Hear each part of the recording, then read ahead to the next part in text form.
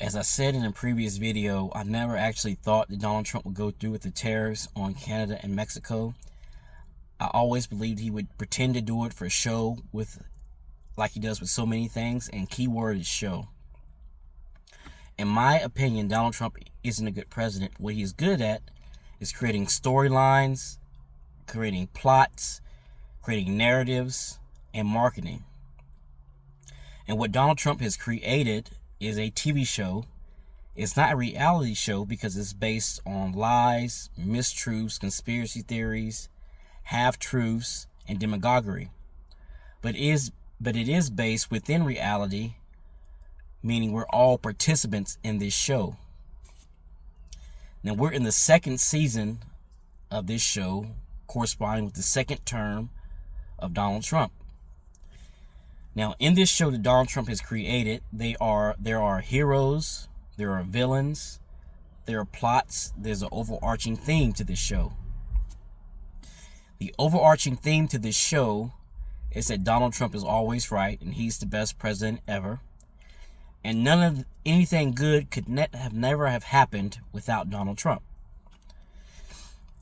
Now, the heroes in this show, predictably, are the malignant narcissist, convicted felon, Donald Trump, President of the United States, a minor hero, sycophant, two-faced, smug J.D. Vance, Vice President of the United States, and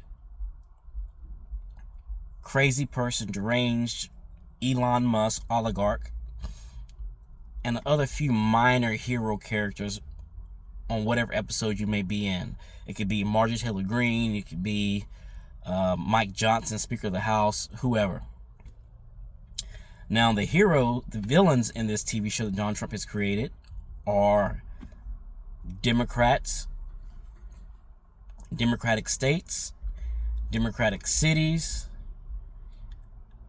immigrants, trans people, Republicans who haven't bent the knee to Donald Trump, media organizations, government institutions that show resistance to Donald Trump are all enemies. And there's some little plot nuggets that he has, which could be on any given day. It could be CRT, it could be DEI, it could be critical race theory, what have you. Now, with this TV show that Donald Trump has created, all of the plots are with predictable outcomes, so that he won't have as much egg on his face, and he can predict what the other parties are going to do. This is why Donald Trump has picked these trade wars, or threat of trade wars, with our allies, because the outcomes are already very predictable. And the predictable outcome is this: these are allies that are cooperating with the United States, have always cooperated with the United States, and in the past have shown a willingness to do what American presidents have asked them to do. So he knows that if he asks them to do something, they're probably going to do it, because that's how they have always operated. That's how they have operated with Democratic and Republican presidents. You know, example, Mexico in 2021 sent troops to the border, 10,000 troops, because Joe Biden asked them to do it. Now, he didn't threaten a big trade war or tariffs on them. They just did it because he asked them to do it. They did it in 2019, sending troops to the border. So that's known. He knows they would do it. So what can he do to make it seem as though only he could get this concession from Mexico? Well, he has to threaten a big trade war and tariffs on these countries.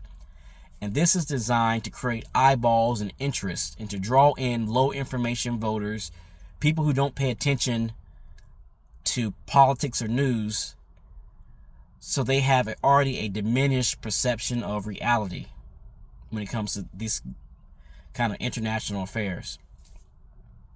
So he threatens the tariffs. Predictably, you have the other country, in this case Mexico, say, we're going to put tariffs back on you. So now you have a standoff, a fight. Now you have people paying attention.